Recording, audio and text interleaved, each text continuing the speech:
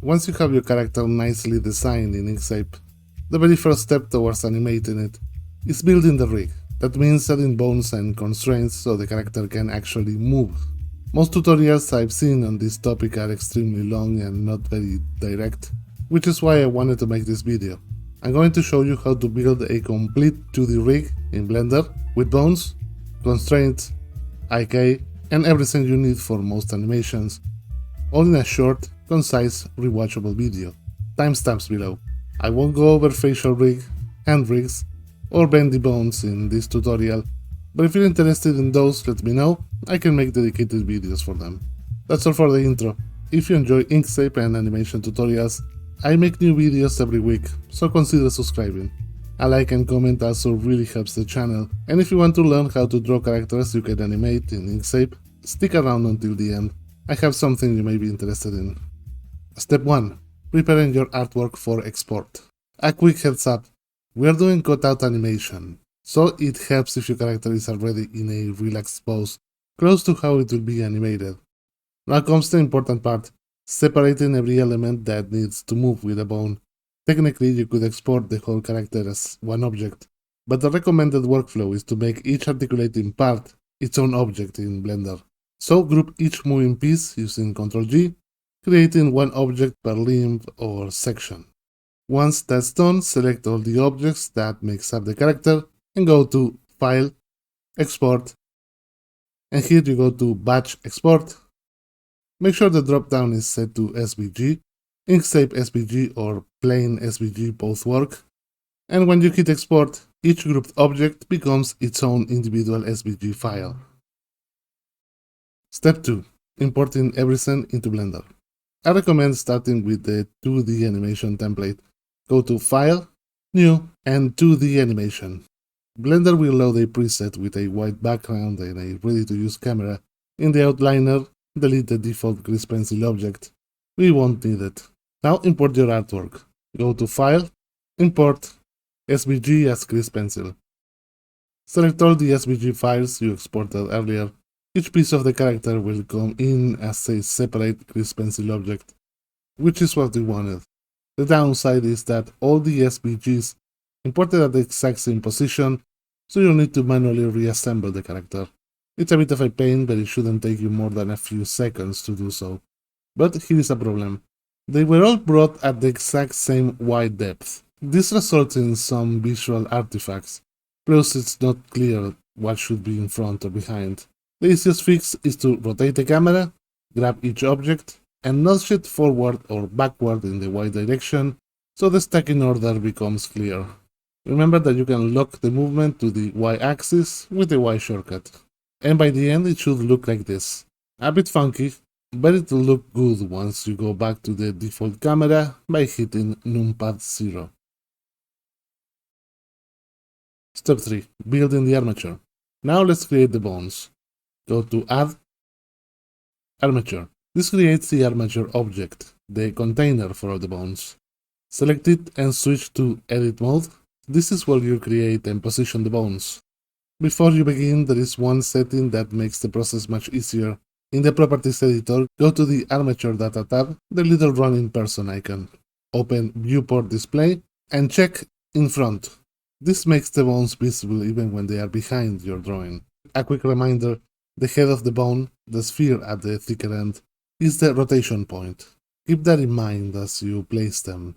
So, starting with the torso, grab both the head and tail of the default bone, move it so it covers roughly the lower half of the torso. To create a connected bone, select the tail, the other sphere, and press E to extrude. Extend it so it covers the upper torso. Repeat this to make a bone covering the head. For the arms, add a new bone by going to Add, Single Bone, position it over the upper arm with the head over the shoulder going down. Then extrude once for the forearm and once again for the hand. Now for the legs, add another bone, place it over the thigh, extrude for the lower leg, and extrude it again for the foot. Do the same with the other leg. If your character is holding something, like the cello, create a bone for that as well. Even if the object is off to the side now, we'll reposition it later at the moment of animating it.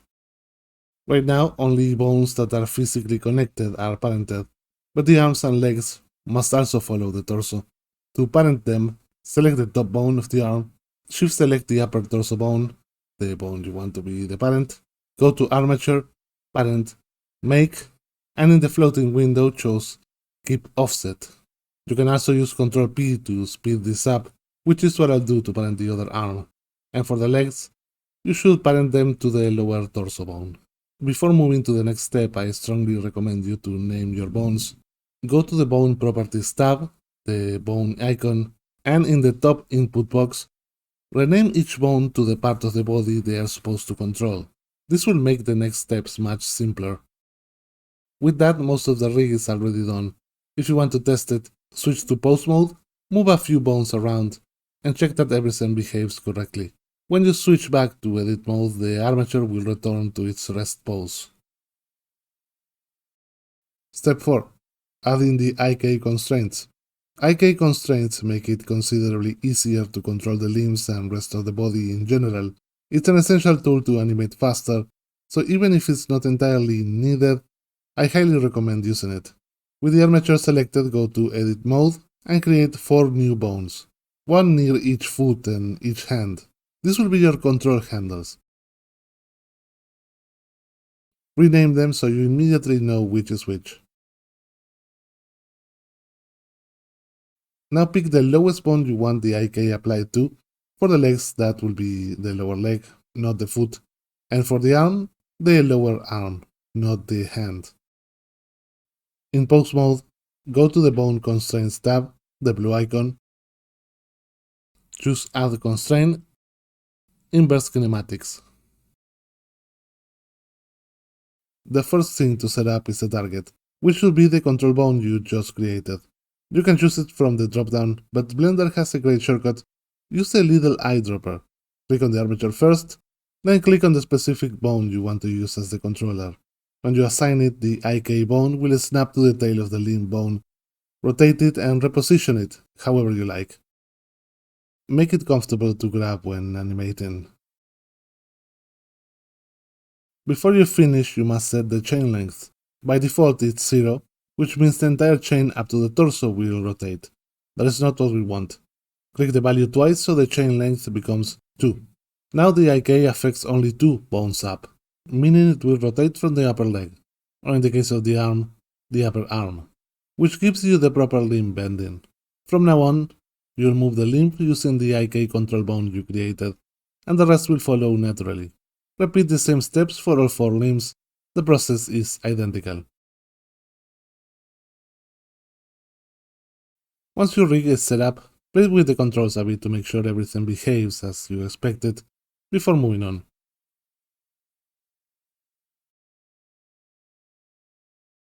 Step 5. Binding the artwork to the bones. Now we need the grease pencil objects to actually follow the bones. This is where parenting and weight painting comes in.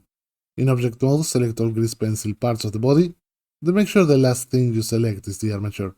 This is easier to do hidden the outliner. Just shift select everything and end on the armature.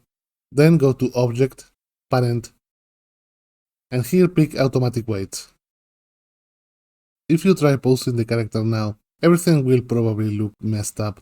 Automatic Weights sets weights based on proximity and never do a good job. But that's okay, because what we really wanted was it to auto-generate all the needed vertex groups for us. Now the real work begins, manually fixing the weights. Go to Object Mode and select any part of the character. I'll start with the head.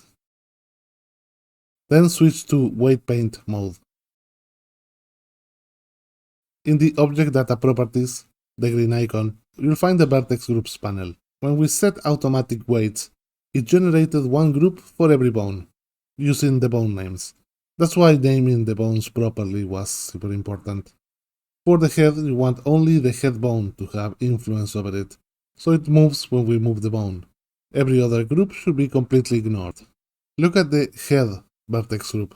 If the head isn't fully red, the automatic weight messed up, which they always do, so we need to fix it. Weight painting is controlled by 3 sliders. Brush size, which is how big the brush circle is. Strength, how strong the brush applies the setup value. For 2D cutout rigs, full strength is usually fine. And then is weight, which is the actual value you're applying to the vertices. 1 is red, which means full influence, and 0 is blue, which means no influence whatsoever. Set the weight to 1 and paint the entire head bright red.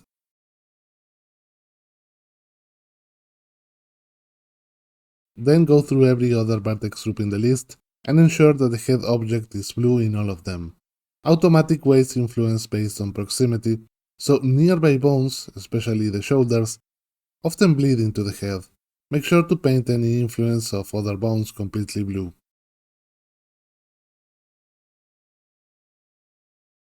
Now repeat this part for every part of the body. I won't show each one, but let me demonstrate a case where two bones influence the same object, like in the case of the torso or the limbs here. Select the torso, switch to weight paint mode, find the lower torso bone vertex group. You want the lower half of the torso to be red, which means influenced by that bone, and the upper half blue, because that part belongs to the upper torso bone. Paint carefully, red for the lower vertices and blue for the upper ones.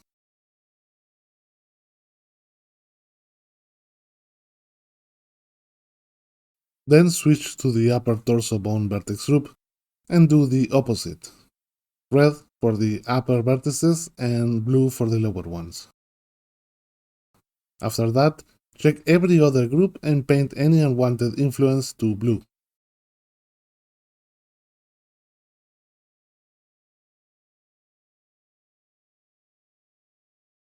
And do this for every other part of the body.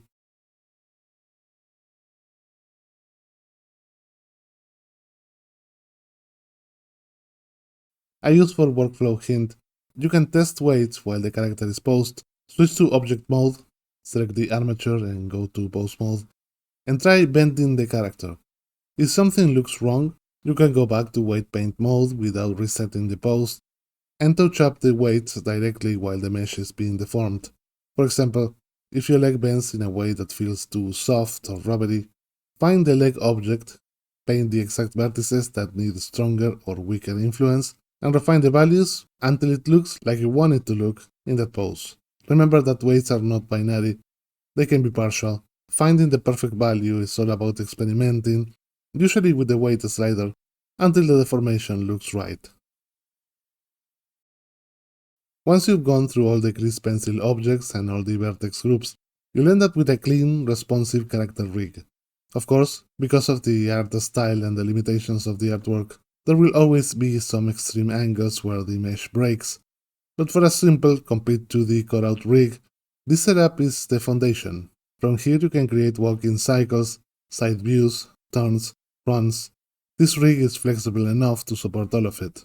There's still a lot of advanced rigging we didn't touch, bendy bones for rubber hose characters, pole targets for refining IK, and plenty of more complex rigging tools Blender offers. If you want tutorials on any of that, let me know in the comments.